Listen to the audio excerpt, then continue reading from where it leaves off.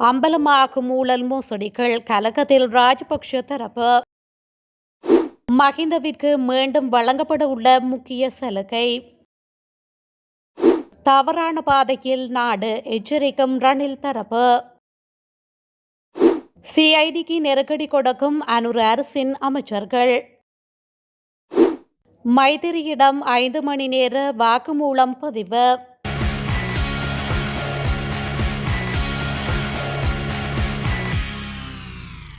முன்னாள் ஜனாதிபதி மைத்ரிபால சிறிசேன இன்று காலை லஞ்சம் அல்லது ஊழல் விசாரணை ஆணைக்குழுவிற்கு சென்றுள்ளார். அதன்போது அவரிடம் சுமார் 5 மணி நேரம் வாக்குமூலங்கள் பதிவு செய்யப்பட்டதாக தெரிவிக்கப்படுகின்றது. வாக்குமூலம் வழங்கிய பின்னர் பிற்பகல் 2 மணியளவில் அவர் ஆணைக்குழுவில் இருந்து வெளியேறியுள்ளதாகவும் கூறப்படுகின்றது.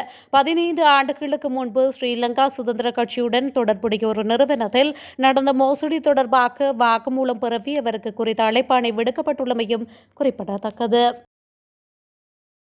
மக்கள் தொடர்ந்து ஏமாற்றப்பட்டால் அரசியல்வாதிகள் தங்கள் பாதுகாப்பை இழப்பார்கள் என்று ஐக்கிய தேசிய கட்சியின் தவிசாளர் வஜிர அபேவர்த்தன தெரிவித்துள்ளார். காலையில் ஊடகங்களுக்கு கருத்து தெரிவிக்கும் போது அவர் இதனை குறிப்பிட்டுள்ளார். இதன்படி பொதுமக்களை தொடர்ந்து ஏமாற்றினால் அவர்கள் சிக்கலில் மாட்டிக்கொள்வார்கள் என்பதை அரசியல்வாதிகள் புரிந்து கொள்ள வேண்டும் என வஜிர சுட்டிக்காட்டியுள்ளார்.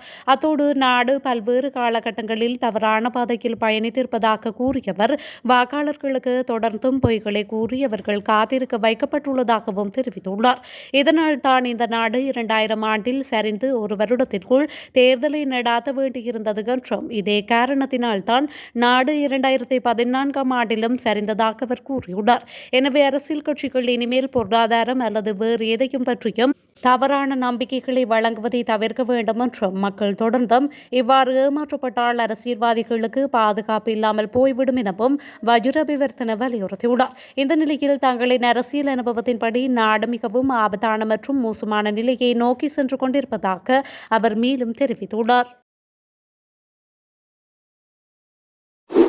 பொதுமக்கள் பாதுகாப்பு அமைச்சின் கீழ் செயல்படும் பாதுகாப்பு மீளாய்வு குழுவின் தீர்மானத்தின் அடிப்படையிலேயே முன்னாள் ஜனாதிபதிகளான மஹிந்த ராஜபக்ஷ மற்றும் மைத்ரிபால சிறிசேன ஆகியோருக்கு குண்டு துளைக்காத வாகனம் மீள வழங்கப்படலாம் என பொதுமக்கள் பாதுகாப்பு அமைச்சர் ஆனந்த விஜயபால தெரிவித்துள்ளார். தென்னிலங்கை ஊடகம் ஒன்றுக்கு நேற்று கருத்து தெரிவிக்கும் போதே அவர் இதனை தெரிவித்துள்ளார்.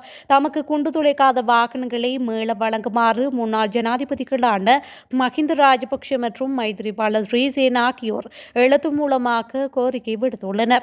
அதன்படி குறித்த வாகனங்களை மீள வழங்கும் தீர்மானம் குழுவின் பரிந்துரைகளுக்கு அமைய மேற்கொள்ளப்படும் என அமைச்சர் தெரிவித்துள்ளார். ஓய்வு பெற்ற ஜனாதிபதிகளுக்கான வரப்பிரசாதங்களை நீக்கும் சட்டத்தின் கீழ் அவர்களுக்கு வழங்கப்பட்டிருந்த குண்டு துளைக்காத வாகனத்தை அரசாங்கம் அண்மையில் மீள பெற்றிருந்தது. இவ்வாறு குண்டு துளைக்காத வாகனங்களை அரசாங்கம் மீள பெற்றுக் கொள்வதன் மூலம் முன்னாள் ஜனாதிபதிகளுடைய பாதுகாப்புக்கு ஏதேனும் அச்சுறுத்தல்கள் காணப்படுமாக இருந்தால் குறித்த வாகனங்களை மீள வழங்க முடியும் எனவும் பொதுமக்கள் பாதுகாப்பு அமைச்சர் ஆனந்த விஜயபால தெரிவித்துள்ளார்.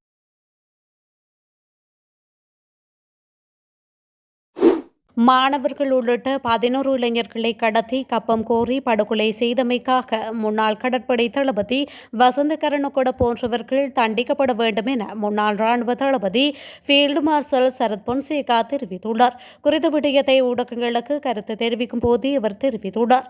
இது தொடர்பில் அவர் மேலும் தெரிவிக்கையில் வசந்த கரணுகொட சவேந்திர சில்வா போன்ற தளபதிகளுக்கு சர்வதேசத்தால் தடைகள் விதிக்கப்பட்டுள்ளன. ஆனால் சரத் பொன்சேகாவுக்கு தடைகள் விதிக்கப்படவில்லை என மஹிந்த ராஜபக்ஷவின் பேச்சாளர் கூறியதை அவதானித்திருந்தேன். அவர்கள் ஒன்றை புரிந்து கொள்ள வேண்டும். அமெரிக்காவால் முதலில் எனக்கு தான் தடைகள் விதிக்கப்பட்டன. இந்த தடைகள் காரணமாக நான் இன்றளவும் அமெரிக்காவிற்கு செல்ல முடியாது. ஆனால் ராஜபக்ஷர்களுக்கு தடைகள் இல்லை. அவர்கள் சுதந்திரமாக அமெரிக்காவிற்கு சென்று வருகின்றனர். அத்துடன் கரணுகொட போன்று இழிவான செயல்களில் நான் ஈடுபட்டதில்லை.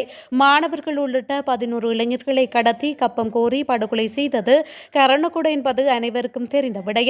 எனவே அத்தகைய நபர்களுக்கு பொருளாதார தடைகள் பயண தடைகள் மட்டும் போதாது. அவர்கள் சிறைகளில் இருக்க வேண்டியவர்கள் என்று அவர் மேலும் தெரிவித்துள்ளார். லஞ்சம் அல்லது ஊழல் பற்றிய ஆணைக்குழுவின் பணிப்பாளர் நாயகம் சட்டத்தின் பிரகாரம் கடுமையான நடவடிக்கைகளை முன்னெடுப்பதால் ஊழல்வாதிகள் அவர் மீது குற்றச்சாட்டுகளை முன்வைப்பதாக பொதுமக்கள் பாதுகாப்பு மற்றும் நாடாளுமன்ற அலுவல்கள் பிரதி அமைச்சர் சட்டத்தரணி சுனில் வட்டக்கல தெரிவித்துள்ளார். அத்துடன் அரசு நிதிக்கு மோசடி செய்தவர்கள் சட்டத்தின் முன் நிறுத்தப்படுவார்கள் என அவர் மேலும் சுட்டிக்காட்டியுள்ளார். கொழும்பில் நேற்று நடைபெற்ற நிகழ்வில் கலந்து கொண்டதன் பின்னர் ஊடகங்களுக்கு கருத்து தெரிவிக்கையிலேயே அவர் இவ்வாறு குறிப்பிட்டார். அங்கவர் மேலும் தெரிவிக்கையில் ராஜபக்ஷக்கள் உட்பட கடந்த கால ஊழல்வாதிகளின் ஊழல் மோசடிகள் வெளிவரும் போது பல ஊழல்வாதிகள் தற்பொழுது அச்சமடைந்து கலக்கமடைந்துள்ளார்கள். அரசு நிதியை மோசடி செய்தவர்களுக்கு எதிராக லஞ்சம் அல்லது ஊழல் பற்றிய ஆணைக்குழு கடுமையான நடவடிக்கைகளை மேற்கொள்ளும் போது ஆணைக்குழுவின் பணிப்பாளர் நாயகம் மீது குற்றச்சாட்டுகளை முன்வைக்கின்றார்கள். அரசு நிதியை மோசடி செய்தவர்களுக்கு எதிராக கடுமையான சட்ட நடவடிக்கைகள் எடுக்கப்படும்.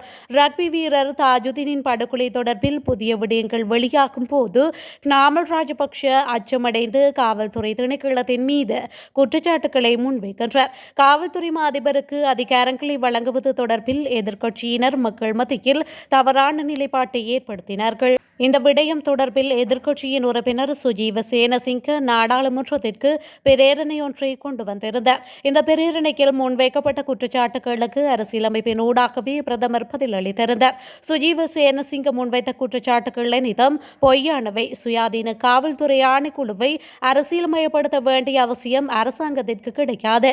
ஆணைக்குழுவினால் வழங்கப்பட்டுள்ள அதிகாரத்துக்கு அமைவாகவே ஒரு சில அதிகாரங்கள் காவல்துறை அதிபருக்கு வழங்கப்பட உள்ளது. காவல்துறை ஆணைக்குழுவின் சுயாதீனத்திற்கு எவ்வித பாதிப்பும் ஏற்படாது என்று அவர் மேலும் தெரிவித்துள்ளார். அரசாங்கத்தின் நாடாளுமன்ற உறுப்பினர்கள் மற்றும் அமைச்சர்கள் தங்கள் அரசியல் கருத்து வேறுபாடுகளை தொடர்ச்சியாக குற்றப்புலனாய்வு பிரிவிடம் முறைப்பாடு அளித்து வருவதாக குறித்த பிரிவின் தகவல் அறியும் வட்டாரங்கள் தெரிவித்துள்ளன. இவ்வாறு தொடர்ச்சியாக முறைப்பாடுகள் வழங்கப்பட்டு வருவதால் குறித்த முறைப்பாடுகளை விசாரிப்பதில் சிரமங்கள் ஏற்பட்டுள்ளதாகவும் சுட்டிக்காட்டப்பட்டுள்ளது. அவதூறு தொடர்பான சட்ட நடவடிக்கைகள் நீதிமன்றங்கள் மூலம் மேற்கொள்ளப்பட வேண்டும் எனினும் இந்த முறைப்பாடுகள் குற்றப்புலனாய்வு பிரிவிடம் சமர்ப்பிக்கப்பட்டுள்ளதால் அவற்றை விசாரிப்பதில் சிக்கல்கள் ஏற்பட்டுள்ளதாக தெரிவிக்கப்படுகின்றது. இதேவேளை குற்றப்புலனாய்வு பிரிவில் அதிக எண்ணிக்கையிலான விசாரணைகள் நடாத்தப்படும் போது அவற்றுக்கான விசாரணை அதிகாரிகள் குறைவாக இருக்கும் சந்தர்ப்பத்தில் குறித்த விசாரணைகளுக்கு அதிகாரிகளை நியமிப்பது சிக்கலாக உள்ளதாகவும் தெரிவிக்கப்படுகின்றது. தற்பொழுது வரையில் சுமார் 10 அரசாங்க அமைச்சர்கள் மற்றும் நாடாளுமன்ற உறுப்பினர்கள் குற்றப்புலனாய்வு பிரிவில் முறைப்பாடுகளை சமர்ப்பித்துள்ளமையும் குறிப்பிடத்தக்கது. இலங்கையில் எதிர்காலத்தில் லஞ்சீர் பாவனை முற்றாக தடை செய்யப்படும் என மத்திய சுற்றாடல் அதிகார சபையின் தலைவர் பேராசிரியர் திலக்கேகாவாசம் தெரிவித்துள்ளார். அதன்படி மாற்றாக பிளாஸ்டிக் அல்லாத லஞ்சீர்கள் அறிமுகப்படுத்தப்படும் என்றும் அவர் மேலும் சுட்டிக்காட்டியுள்ளார்.